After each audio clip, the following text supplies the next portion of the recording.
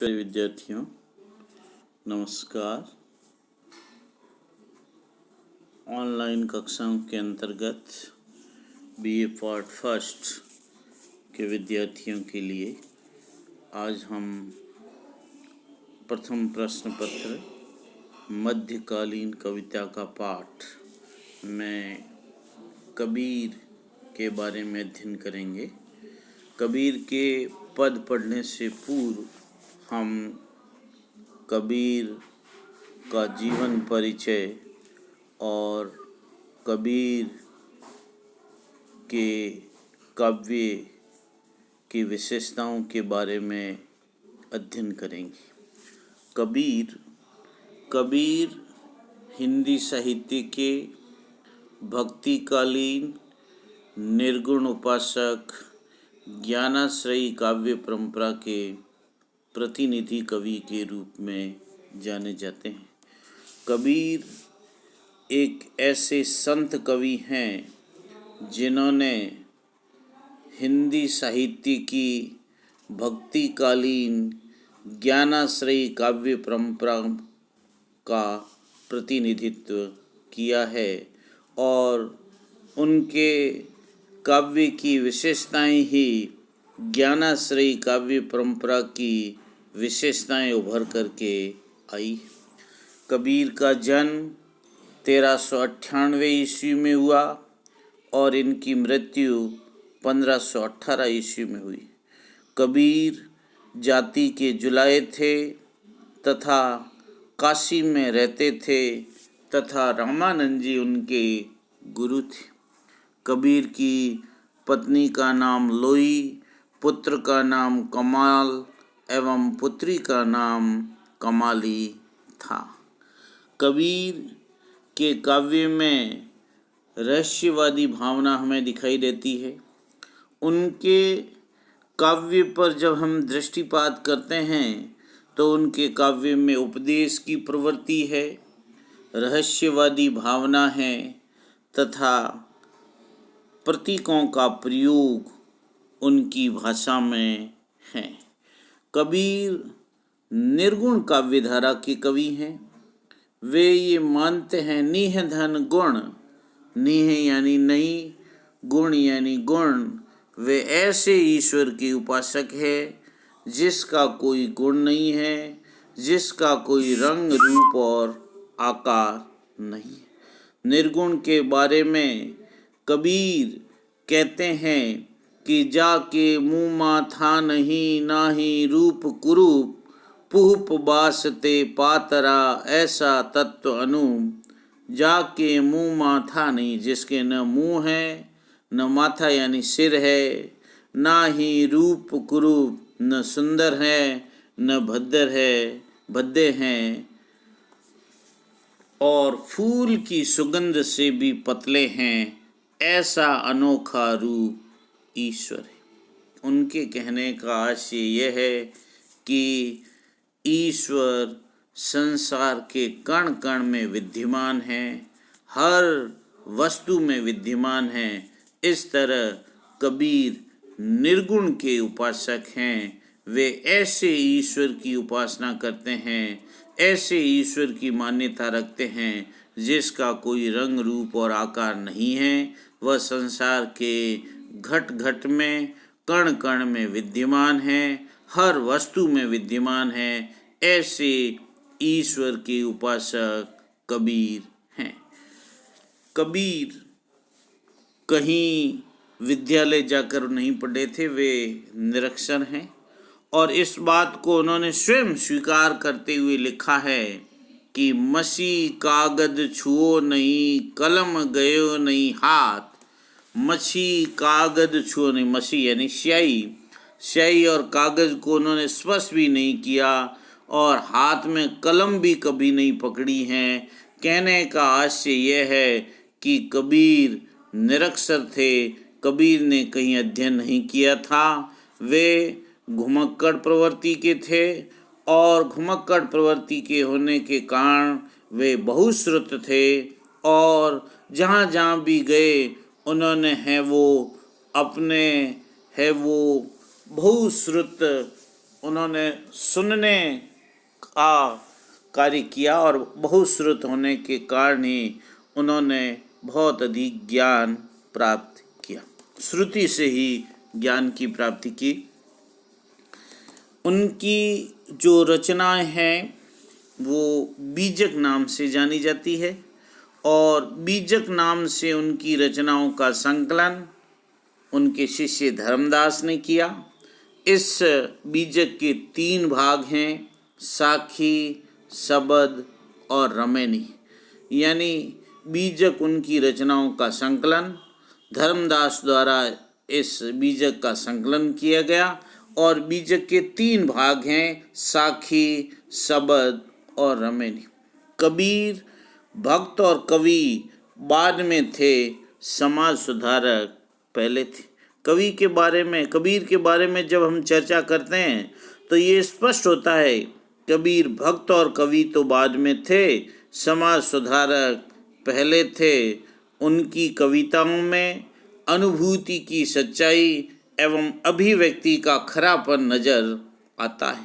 समाज में व्याप्त रूढ़ियों, अंधविश्वासों एवं पाखंडों का इन्होंने खंडन किया तथा हिंदुओं और मुसलमानों दोनों को आड़े हाथों लिया, दोनों को उन्होंने फटकारा और हिंदुओं और मुसलमानों को फटकारते हुए उन्होंने कहा है, अरे इन दोहन राहन पाई, हिंदू अपनी करे बड़ाई, गागर छुअन न देई, वैश्या के पायन तर सोवे, ये देखो हिंदू आई, मुसलमान के पीर ओलिया, मुर्गी मुर्गा खाई, खाला कैरी बेटी ब्याहे, घर ही में करे सगाई। इस तरीके से कबीर ने हिंदुओं और मुसलमानों दोनों को फटकारा, दोनों को आड़े हाथों लिया और दोनों को आड़े हाथों लेते हुए उन्होंने कहा, अरे इन दो राह न पाए। इन दोनों ने अर्थात हिंदुओं और मुसलमानों को धर्म का सच्चा रास्ता है वो नहीं मिला है, धर्म का सच्चा रास्ता प्राप्त नहीं हुआ है। और उन्होंने कहा है, हिंदू अपनी करे बड़ाई, गागर छुअन न देई।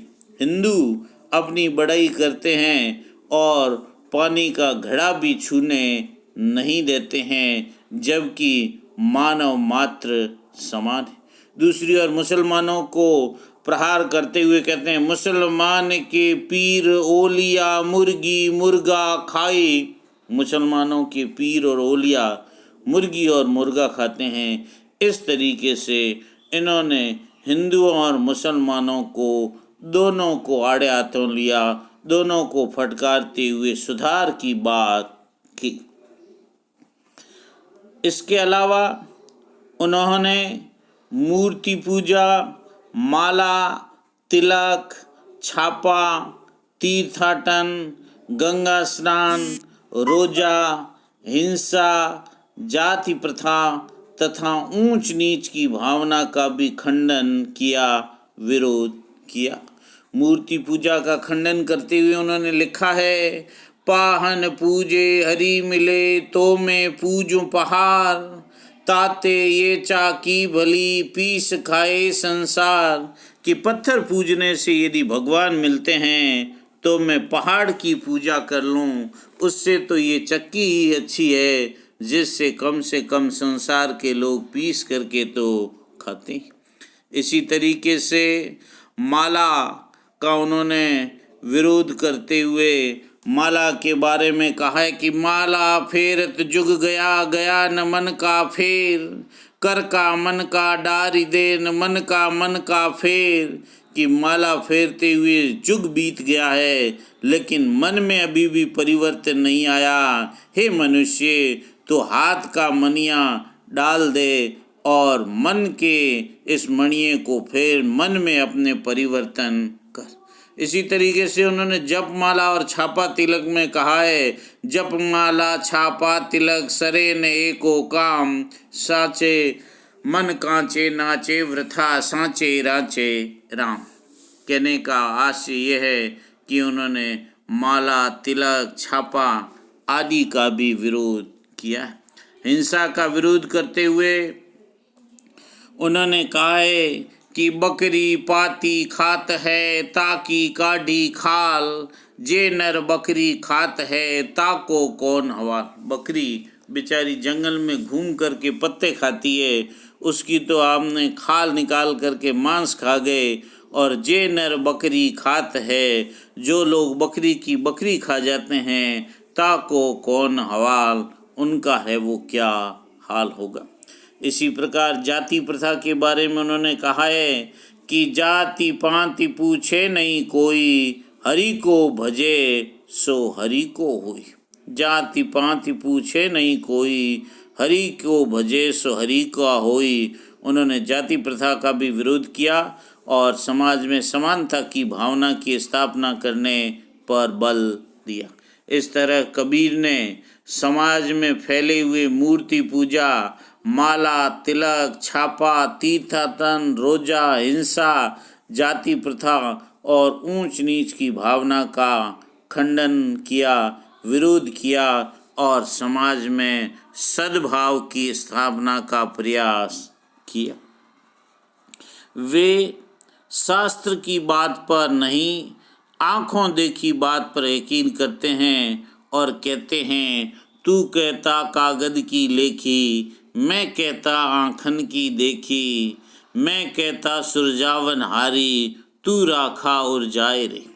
मैं कहता सुरजावन हारी, वे समाज में सुलझाने वाली बात को कहते थे और कबीर मनुष्य को संबोधित करते हुए कह रहा है, तू राखा उर जाए रे, तू उसे उलझा करके रख रहा है। इसके अलावा कबीर ने गुरु की महत्ता पर बल दिया है और कबीर ने कहा है कि गुरु ही वह सत्ता है जो परमात्मा तक पहुंचाता है। इसलिए गुरु को उन्होंने गोविंद से भी बड़ा बताया है और कहा है, गुरु गोविंद दोऊ खड़े काके लागू पाए, बलिहारी गुरु आपने जिन गोविंदियो बताए। यानी गोविंद से भी बढ़कर के कबीर ने गुरु को बताया है।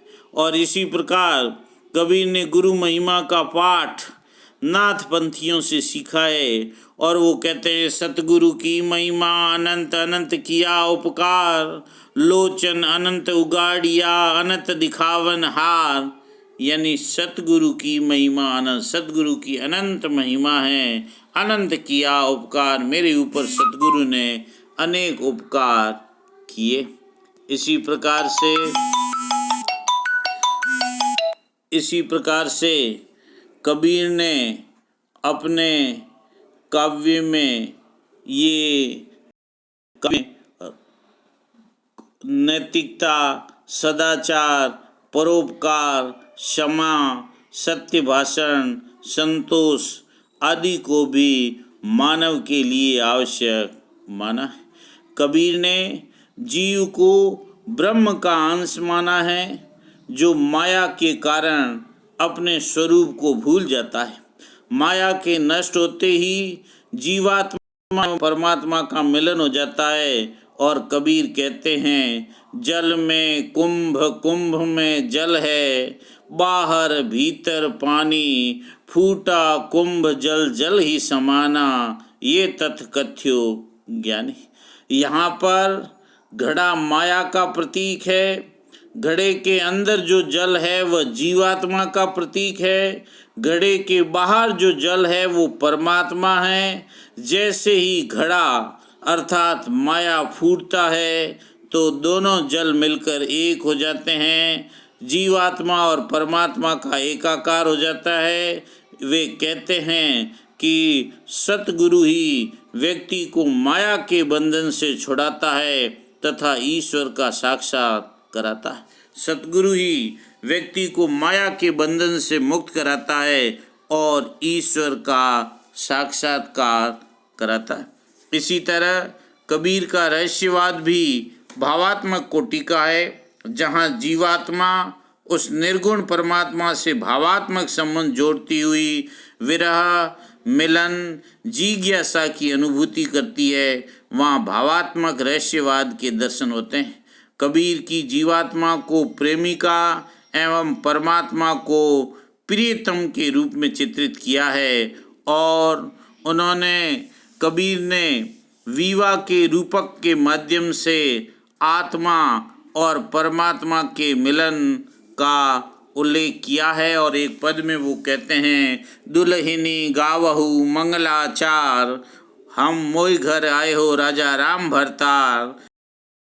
करी में मन रत करी हूँ पंच तत्व बाराती, राम देव मोरे पौने आए मैं जो वन में माती। शरीर सरोवर वेदी करी हूँ ब्रह्मा वेद उचारी, राम देव संग भंवरी ले हूँ धन धनि भाग हमार। सुर 33 कोटिक आए मुनिवर सहस 88, कहे कबीर हम ब्याह चले हैं पुरुष एक अविनाशी। इस तरीके से कबीर ने विवाह के रूपक के माध्यम से आत्मा और परमात्मा के मिलन का उल्लेख किया। कबीर की भाषा के संबंध में आचार्य रामचंद्र शुक्ल ने सद्दुकड़ी अथवा पंचमेल खिचड़ी भाषा कहा है, जो कई भाषाओं के मिश्रण से बनी है। कबीर को कहीं भी अभिव्यक्ति के लिए भाषा की कठिनाई का सामना नहीं करना पड़ा। आचार्य हजारी प्रसाद द्विवेदी ने इसी कारण से उन्हें वाणी का डिक्टेटर कहा है। इस तरह कबीर की भाषा सद्दुकड़ी कहलाती है। तो इस तरह आज हमने कबीर के परिचय और काव्य की विशेषताओं के बारे में अध्ययन किया। अगली कक्षा में हम कबीर के साखियों का अध्ययन करेंगे। धन्यवाद।